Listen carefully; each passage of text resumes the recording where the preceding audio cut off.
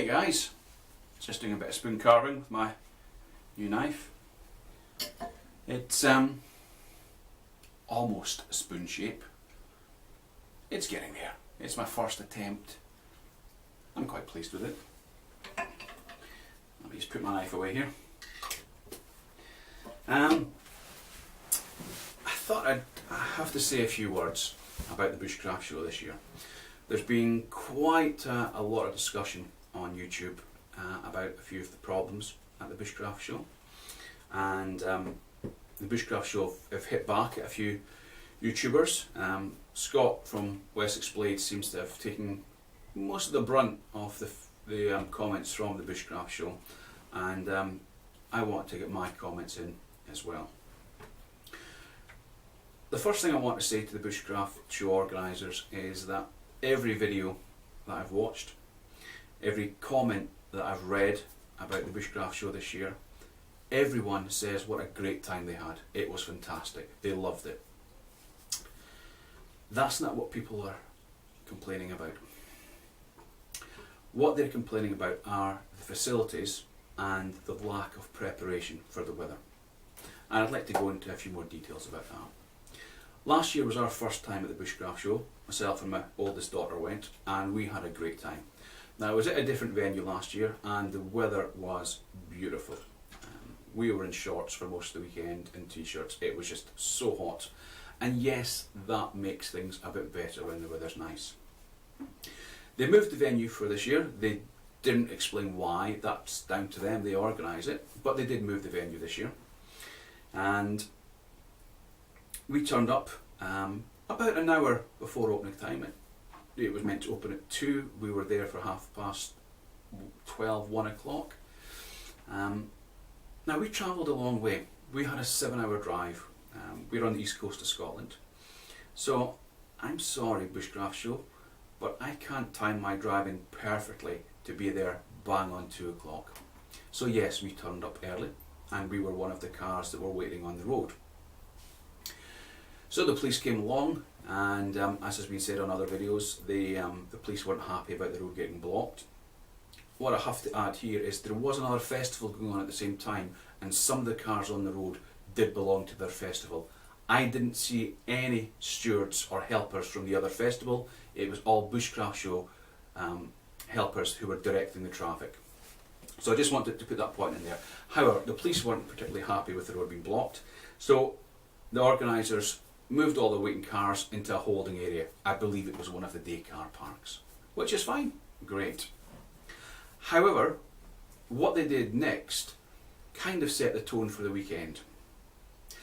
They allowed people who turned up after that time to then start queuing on the road. They opened the gates and they let them in. So all these cars that had turned up early, some deliberately, some, like myself, we had a long journey to go before we turned up.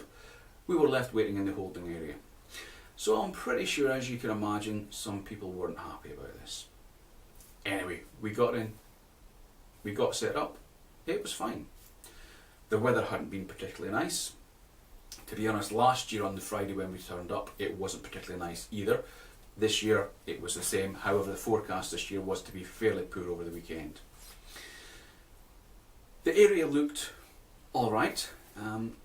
My initial thoughts when I turned up on site and we got to our pitch and started setting up was two things.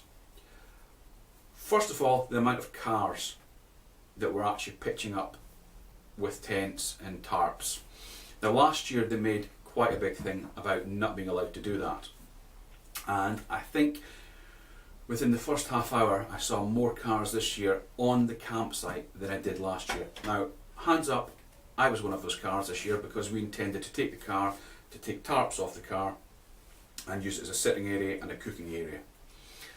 I personally don't see the problem with taking cars onto the campsite. Yes, there's health and safety issues, I appreciate that. One of the reasons the Bushcraft show put forward for not having cars was noise pollution. Did you hear the festival that was on across the water? That was noise pollution, not the cars on the campsite. As I said, I don't have a problem with cars on the campsite.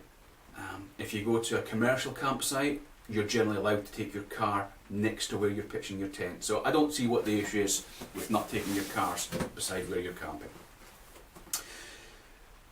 The next thing I noticed was there didn't seem to be many toilets or showers. Now, last year, we had a great time last year, and the facilities were fantastic. The shower facilities, the toilet facilities. I didn't really have a problem with them at all last year. They seemed fine. This year, there seemed to be less toilets, less showers, less water points, and the Bushcraft show themselves reckoned there would be about 10,000 people coming to this show. So I guess my question would be to the organisers, if you expected all these extra people, why did it appear to be less toilets and less showers, less water points, less cleaning up points? I'm just looking for an answer as to why it felt that way. The other thing I noticed is last year there was toilets and showers dotted around most of the campsite. This year they were all down at the ground where the stalls were, or just by the entrance. So where we ended up getting pitched, which I think when we got in was the last space that was next to the fence line beside the woods, we had quite a bit of a walk to get to toilets. We had a fair walk to get to the water points. And my biggest concern about that is what I got told afterwards. We were pitched next to a chap who's got a YouTube channel, Dusty Pilgrim 1 I think it is. Great chap. Now this chap was on a walking stick, and he had been directed to pitch here, and there had been toilets close by. I didn't see these toilets, I was told about them, and not long after he arrived and before we got there, so within the first half hour, they towed him away to another location, which left that entire side of the campsite with no toilets. I'm not quite sure why. The next thing that there's been a lot of comments about was the mud and the rain.